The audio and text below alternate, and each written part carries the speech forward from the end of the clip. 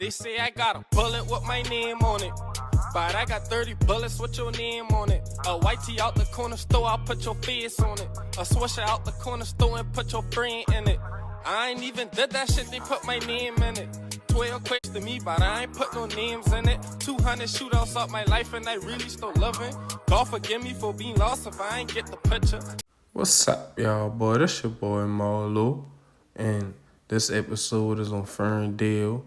Alright, now Fern Dale sits between Russell Dale, Liberty Hill, and the Mount, and Fern Dale played a major role in Charleston history. In 1865, after the Civil War, Fern Dale would basically be the best piece of land that sat next to the first black neighborhood in North Charleston, Liberty Hill. What made the Fern Dale community so important was that a lot of cheap wooden houses would get built next to the train tracks so that many poor men with families fresh out of slavery could get back and forth to work. During the emancipation, most slaves would decide to stay on the plantation because they had no resources, but most slaves would eventually start to build up small wooden houses in the woods.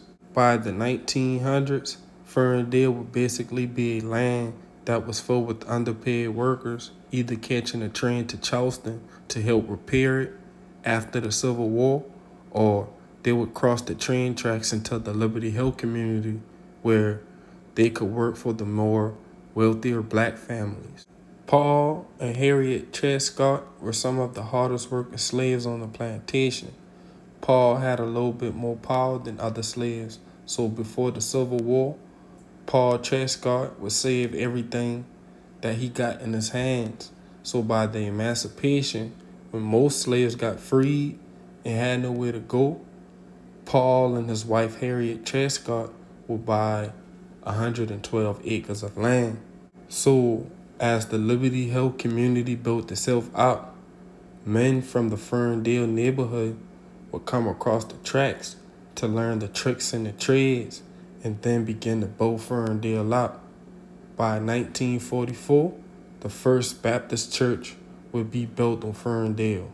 Most families from the Fern Dale community would go across the tracks and buy products from the Liberty Hill community, and they would set up small shops along Rivers Avenue.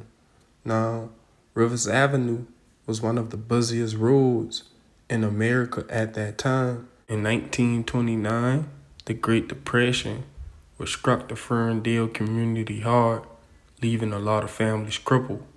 A lot of families was about to move to West Virginia where the land was cheaper, but Congress passed the Social Security Act in 1935, giving a lot of old folks pensions, so when they got older and they retired from their job, and a lot of people would start getting Social Security checks and help from the government.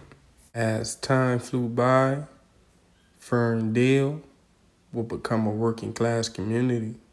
It's your boy Marlo. Now, my take on the Fern Dale community is basically back in the day before, right after Liberty Hill community started building themselves up, Fern Dale would basically start building themselves up right behind the Liberty Hill community. So basically, when Paul first got out of slavery with the emancipation, he would basically be something like an Uncle Tom. He would have a lot of control over other slaves and stuff like that. You see what I'm saying? So basically, by the time the slaves got freed, he already been saving up his money in the cut.